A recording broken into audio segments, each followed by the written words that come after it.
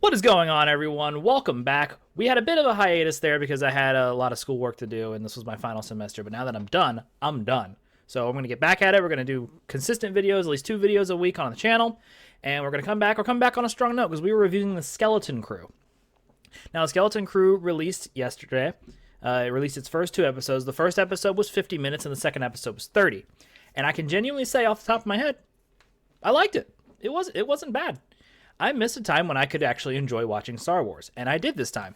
There were a lot of moments in it that were very reminiscent of older Star Wars, and for the first time, it feels like they're not just trying to tell a Star Wars story. They're telling a story through a Star Wars lens, which has always been my biggest complaint about what Star Wars has been trying to do. Disney and Lucasfilm have been trying to just tell a Star Wars story, like The Acolyte. It wasn't anything except just, oh, look, it's Star Wars. This is very reminiscent of older child drama. So, like, you think like The Goonies, you think like Jumanji. I think I heard, Jumanji and Zathura were some comparisons. It reminds you that. It reminds you of like a Disney Channel, like, kid drama that you would watch as a kid. And it feels good. It's very reminiscent of the olden days when you were a Star Wars fan as a kid. Ironically enough, this show, despite the fact that it looks like it's geared towards children, is rated TV PG and not TVG. Which is fine. The rating systems don't really matter because freaking Acolyte was rated TV 14. So anyway, we'll just hop right into it, do a brief plot synopsis, and just go over the kind of things I liked about the movie. First episode starts, as all kid shows do, with a massive onboard massacre. And the opening scene actually has a boarding scene between a pirate ship and a merchant vessel. And it's very reminiscent of the opening scene from A New Hope. And you can tell that's what they were kind of going for, which I appreciated. It shows that they actually, care. There are 4 main characters in the show. You have the 4 kids. There's Wim, Neil, Fern, and KB. Wim, KB, and Fern are all humans, and you have Neil, who is an unspecified alien. Doesn't have an actual species. I was actually like doubting my Star Wars knowledge for a second because I'm like, I feel like I should know what species that guy is. But no. It wasn't me. It just they made up a species for the show, which may come into play later. But they essentially live on a planet that I know the biggest gripe people had about the planet when it first premiered in the trailer was that it just looks like Earth. It looks like an earthy suburb, like something you'd see in like Stranger Things, which is maybe the vibe they were going for. I didn't actually mind it in the show because you realize later on that the planet that they're on, this is spoiler territory, by the way. The planet that they're on is apparently a lost planet that no one actually knows about. So it turns out they've been cut off from the galaxy. How that's even possible in the Republic and the Empire, I don't know. It takes place post-Empire, too, which I thought was very bizarre. I was hoping to see like a more... this New Republic era is kind of boring to watch now. I was hoping kind of like for a mid-Empire video, but it's mostly focused on pirates. So I guess pirates are the same in every era. Pirates are the same in the Republic, during the Clone Wars, during the Empire, during the Rebellion. I guess pirates were just the same no matter what. Anyway, it follows our 4 characters. Wim is obviously the young protagonist who dreams of adventure and lives in his boring, stuffy life. Neil is his nerdy best friend. And then you have KB and Fern, who are your go-getter girl bosses. They come off as girl bossy, but at the same time, they're little kids. So it doesn't really matter. They're obviously in over their heads on everything they do, so it doesn't bug me. It doesn't come off as like super girl bossy vibe. But Fern obviously is the strong, independent leader, and KB is her smart counterpart. Essentially, they all find a lost, what they assume to be Jedi temple, and they decide to explore it together. And even I could tell while they're exploring, I'm like, this ain't no damn Jedi temple. This is obviously a ship. Turns out it was a ship. And they get lost, and they get thrown out into the galaxy, and that's how the end of episode 1. My biggest gripe with episode 1 has to be for how long it is. Nothing really happens of major import. It has a lot of setup, but I feel like the setup could have been done in a shorter amount of time. There was a lot that you didn't need like preparing for an aptitude test that the kids all apparently take to determine their role in the future. Kind of like 1984-esque, your job's already determined for you. The setup for it was unnecessary, but they included it in there, which kind of made the first episode run a little longer than I would have liked.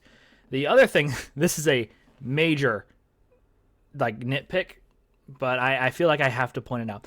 The ship that they find that they accidentally activate and then throws them off into space. My biggest concern with it is when they're going in the ship, there's like roots all throughout it. It's been reclaimed by nature, so roots are growing throughout it.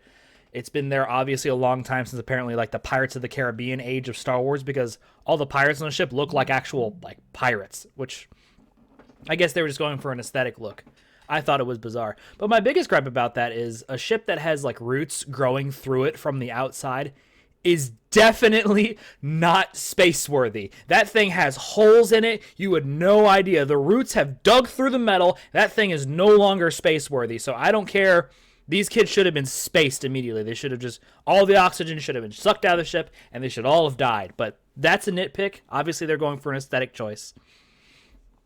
But either way. In the second episode, they find out that they don't know how to get back to their home planet because they know the name of their planet, but apparently it's a lost planet that no one knows about. So the droid that they reactivate that was part of the ship's crew, who Fern decided to, convince that she's now the captain, which works. Sure, why not?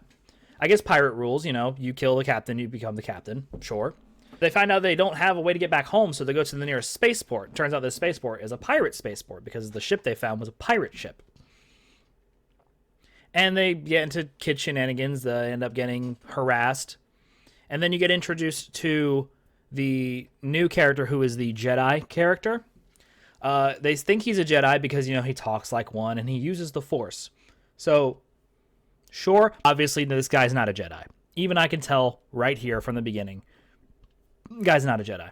One, he's too young to be a Jedi at this point. If he was a Jedi, he had to have been a Padawan during the Clone Wars. And this takes place in the New Republic, which is at least a good 20 years later. Which means he should be... I guess he might be old enough to be a Padawan, but that means he was another Padawan that survived Order 66. Like Cal Kestis or Kanan Jarrus. I doubt that, highly. He could just be a Force-sensitive guy. What I think is his actual deal is in the beginning of the first episode. So in the beginning, the pirates are invading a ship, and the pirate leader, apparently they've been running dry, so he was trying to get a really big score, so they hit a Republic ship. And when they find out that the inside of the ship only has 1 credit, they mutiny against him. And this other pirate comes up who is a Shistavanen, which I'm actually surprised that I got right off the bat. I was very proud of myself. I'm like, is that a Shistavanen? That's not a Bothan. It's a dog-like species, which I was right. It was a Shistavanen, which I'm very proud of myself for pointing out. I'm glad I saw that immediately. But anyway, they overthrow the captain who's wearing a mask, and he sounds kind of like Jude Law, which I imagine is. And Jude Law is the Jedi character that they see in the Cell, who is a Jedi. So that means he was a pirate commander. I'm going to call that right now. That's who he was. That's why he was wearing a mask in the beginning. It's not going to be that big of a reveal. I'm going to call it now. If I'm wrong, oh well. But either way, that was the end of the second episode, is they find the pirate after they've been captured, and the Jedi, and then they decide they're going to escape. That's going to be the next. So the first 2 episodes were... My biggest, again, this is always a gripe with shows now, is nothing really happens in the first 2 episodes. The first episode has a lot of build-up, and the end of it is when they go off into hyperspace. Which is a cool way to end, but it feels like this could have all just been bundled into 1 hour-long episode instead of a 50-minute and a 30-minute episode. I feel like you could have cut a lot and just done an hour-long first episode, and that would have combined the first 2 episodes. But other than that, I enjoyed it. I had fun. It's clearly this one, it feels like, they say it's for kids. I feel like it's just a decent show so far. It's not great. It's not mind-blowing. It kind of doesn't feel like Star Wars in the beginning, and then it starts feeling a little more like Star Wars. What I think we've come to find with Star Wars is they take place with stories of people who kind of mostly know what they're doing or what they're getting into. You can argue Luke doesn't know what he's getting into in the original movies, but you have Han and Leia and Chewie and Obi-Wan who all kind of know what they're doing around him. This has a cast of people who have absolutely no idea what they're doing, and they're being thrusted into the adventure, which is a nice change of pace. Everything we've gotten so far is people who kind of know what it is they're doing. Obviously things go wrong, but for the most part they're competent. So we get to see this from a kid's perspective, which I think is a really nice change of pace. I when I do things like this, like I didn't watch The Acolyte because I wanted to hate The Acolyte. I ended up doing it anyway. I want to like Star Wars. You know, I love Star Wars. This show, it means a lot to me. So the fact that I can enjoy this first 2 episodes and just sit down, watch it, and go, you know what? This is nice. I liked that.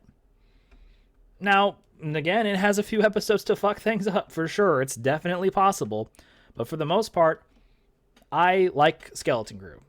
We'll see how I feel next week and the week after that and a couple weeks from now and a month from now, and we'll see if it holds. If it does, that could be a good direction Star Wars could be going for. This might have been the tail end of the shit era.